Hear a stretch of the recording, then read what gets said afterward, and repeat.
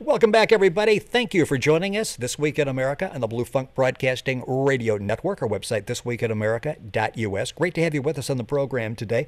Great topic. We're talking with Michelle Germain. She, as I mentioned, is a breakup expert, family therapist. By the way, we'll give you some phone numbers, information during the course of the program that's available as well at our website, which is thisweekinamerica.us. Michelle's website is beyondbreakups.com. So much to talk about. We'll get started. Michelle, first of all, welcome to This Week in America. Great to have you with us. Thank you for the invitation. I enjoy being here. Our pleasure. There's so many things to talk about, and you deal with breakups and how we bounce back from those. And you talk with people, not only the personal breakups, you talk about the breakups that are the direct result of the economy, losing a job, being downsized. Let's first of all talk about the stress that's being placed on relationships because of the economy. Have you seen people that are really affected, maybe people that never really had to sit and have serious discussions about money before? Suddenly there's pressure in the marriage because they're having financial discussions. Well, not only financial discussions, but people are not coping well. So when I talk with people on the phone about job loss, what I say to them is that this is a major identity crisis, and it affects your self-esteem. So your self-esteem literally takes kind of a nosedive. So what I say is the most important relationship is the relationship you have with yourself. And if you do connect with yourself, you can cope better, and then the issues don't spill out over into the relationship. That's the most important. Well, I know you've said that how people grow through the inevitable breakups we all face really dictates how happy they are, how they continue with life. Several things that come out of there, inevitable. I think if maybe people have led a charmed life up to this point, not a whole lot of setbacks. You've worked for a company for 15, 20 years. Now suddenly that company is closing or they're downsizing, that type of thing. So basically, these are challenges we go through every day. It's how we react to that. And I guess we need to be cognizant of the fact that these are changes that go along with life. Well, they are, but they are two of the most difficult crises, a loss of job and a loss of love relationship. So it does affect our self-esteem, and the first thing I tell someone is to ask them to notice their self-talk. What are they saying to themselves about this job loss, about this relationship loss? Are they saying they're a failure? Are they saying they're a victim? Are they saying they're never going to find another job or another love? That is the number one step I take with people so that they can begin to understand themselves and go forward in a more positive way and not sabotage themselves. You know, it's interesting. I read one time the four words that come up when you meet somebody new for the first time is usually, what do you do? And now it's so difficult because some people, they really don't know how to answer that, or their whole identity for their adult life has been based upon who they are from a job standpoint. How difficult is it? You mentioned you need to get over that, but how difficult is that to separate who you are professionally and who you are personally? Well, I think that, again, that to separate it, we are many parts. We're intellectual beings, we're emotional beings, we're spiritual beings, and we're physical beings. We have identity of a friend, a lover, a wife, a worker. So we're many aspects of ourselves, and we have to take all of us into respect rather than just one part. But that one part that kind of crashes can cause us to feel devastated. And so the work is in, again, noticing what you're telling yourself, noticing your self-talk, feeling these feelings, and learning from the loss so that you can actually find some kind of a gift in it and go forward. You're listening to This Week in America on the Blue Funk Broadcasting Radio Network. Our website, thisweekinamerica.us. Michelle Germain is with us on the program. She's a breakup expert, family therapist, does a lot of phone sessions for clients. She's located in San Diego, but for those outside San Diego, she's available by telephone. Numbers on our website, which is 760-290-1047. Her website is beyondbreakups.com. Her new book is The Jill Principle, A Woman's Guide to Healing Your Spirit After Divorce or Breakup. It's an excellent book which will help you walk through this. Now, I know, Michelle, a big part of what you talk about, and explain to everybody, bioenergetics. Explain what that is. It's a big word, and it really makes sense what you're trying to tell us. Well, it is a big word, and I do talk about it extensively in the book. But just basically, it's the connection between the mind and the body. Our bodies carry our personal histories. They don't lie. They talk to us all the time. And their minds are the life of our thoughts. Our feelings are the life of our body. And when our feelings are not felt, we hold them back and stuff them, and we bury them in the body. And before we know it, we are disconnected from our bodies, and we're walking around more mechanical and not feeling the grace and vitality that our body has. So bioenergetics helps connect the body and the mind so the person really has himself or herself. Well, it's interesting because you say so many times, unless we're aware of these unhealthy patterns, these historical patterns, we just repeat them. Yes, and when people ask me what is the main reason for divorce or breakups, it's because people go into relationships with a hidden agenda of looking for the perfect partner, hiding kind of all of their uncomfortable feelings. But the hidden agenda is sort of like, I'm counting on you to make my life meaningful and important, and they're not really aware of it. So what happens is they have unrealistic expectations in the relationship suffers, and it ends, and then they don't even pause long enough to reflect, to learn from the loss. They go in and repeat the same pattern over and over again because they haven't learned from the loss and done the first two steps. Listen to their self-talk, feel their feelings, learn, and find the gift so that they don't sabotage yourselves in the future. In the book, you talk about expectations, and you talk about with expectations, we go into a relationship with an empty pail, expecting others to fill that pail, and you're saying, no, that's not the way to do it. It's your pail. You take care of filling it. Yes, absolutely. And again, this is not a judgment because most of us go in looking for a lot from others and from the outside world.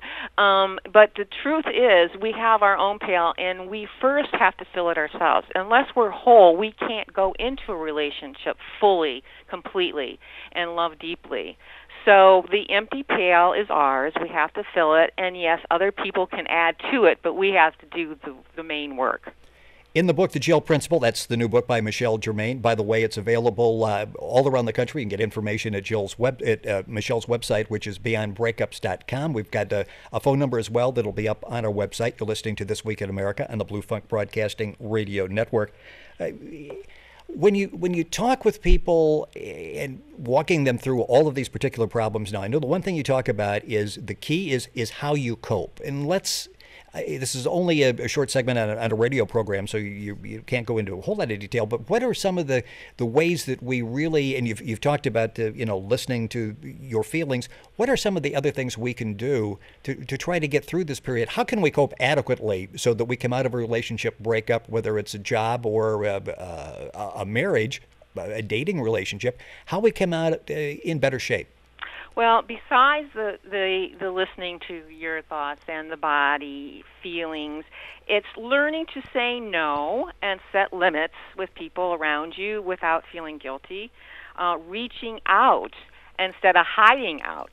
The more we hide out, we create shame. If we're reaching out for help, which is very hard for men to do, by the way, I mean, women do it a little bit better, then we are able to pull in the support that we need. So reaching out versus hiding out, setting limits, saying no, setting small, short-term goals that are realistic, and being in touch with yourself and how you're doing, and praising yourself for your efforts. And also, I tell people it's important also to look at all your past achievements and all your past accomplishments and make a list of all the difficult things that you've gone through and have gone through successfully, because often we forget when we're in the middle of a crisis. You talk about planning for the future, but you say be flexible, that it's important, and it's important not necessarily to try to go back and, okay, this is what I had for the last 5 years. I need to totally recreate that.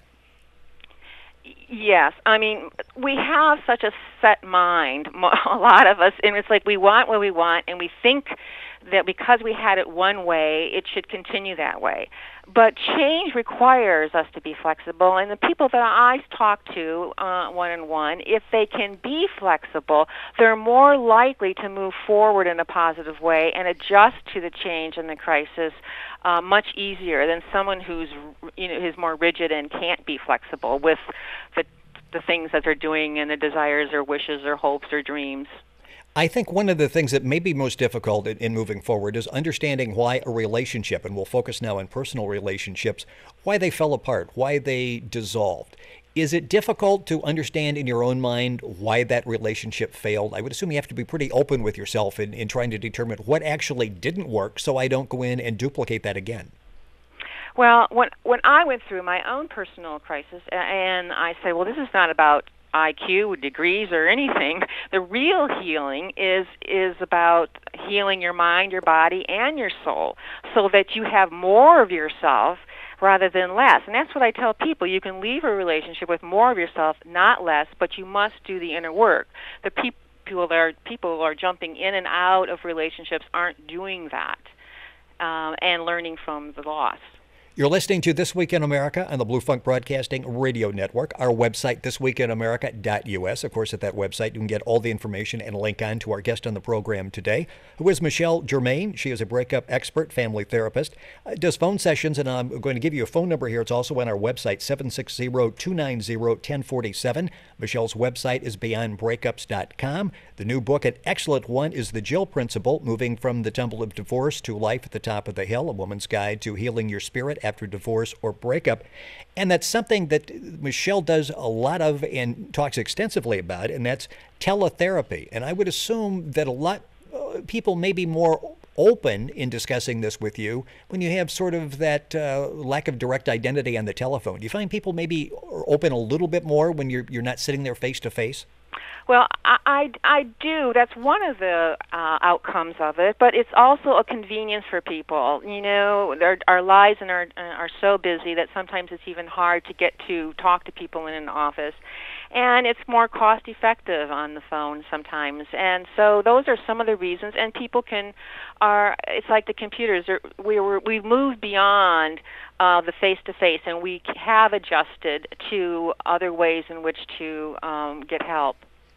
Michelle, by the way, has been practicing for over 25 years. The new book is The Jill Principle.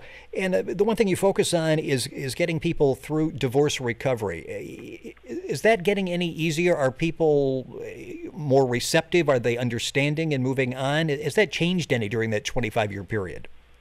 Well, what's happened is that people are waiting longer to get married, or they are not getting married at all. They're living with each other. But what I often say to people is that, you know, you will repeat your mistakes, and you will bring your self-sabotage with you unless you really get the lesson and the loss, and know that this crisis is sort of a spiritual crisis. It's kind of forcing you to your knees so that you can do some of the learning and the lessons that you may not normally do. Well, and we've talked a lot about the emotional issues that you have, the emotional symptoms as you go through. With bioenergetics, does this deal with some of the physical symptoms you go through as well? Because you can really take a tumble in terms of how you look, how you feel, how you perceive yourself, your whole health issues. Absolutely. I mean, when the feelings are locked in the body and we're pretending or we are stuffing everything, you know, over a period of time, it builds up, and we stop listening to our body. We stop connecting to our body. We stop feeling the joy in our body, and our body image, you know, certainly takes a nosedive as well. So the reconnecting with our body is very important, and because then we can listen to it and we can hear what it's saying to us. If we are having symptoms, we'll know it, and we can go to the doctor, or it tells us much information about ourselves that we do need to pay attention to. So you're saying if we pay attention to how our body physically is reacting and the signals that are coming out of our brain, of our thoughts, that goes a long way in helping us get through this healing process. Absolutely, and unfortunately, it's a very simple solution, but most of us have not learned how to do that. Or we think, and we talk, and we don't listen and notice our own self-talk, or do we stop and pause long enough to feel the feelings? And so it sounds simple, but it's incredibly powerful in terms of moving beyond any breakup or loss. Well, I heard someone once say your mind is like a radio. If you've got a channel that's on that you don't want to listen to, that you feel is giving you negative information, you simply turn the channel. That really sounds simple, and I've tried that, except that stupid polka station keeps coming back, and it's a station I don't want to listen to that's telling me negative things. So it is difficult, isn't it, to maybe switch that channel and permanently stay away from the channel that's giving you bad information.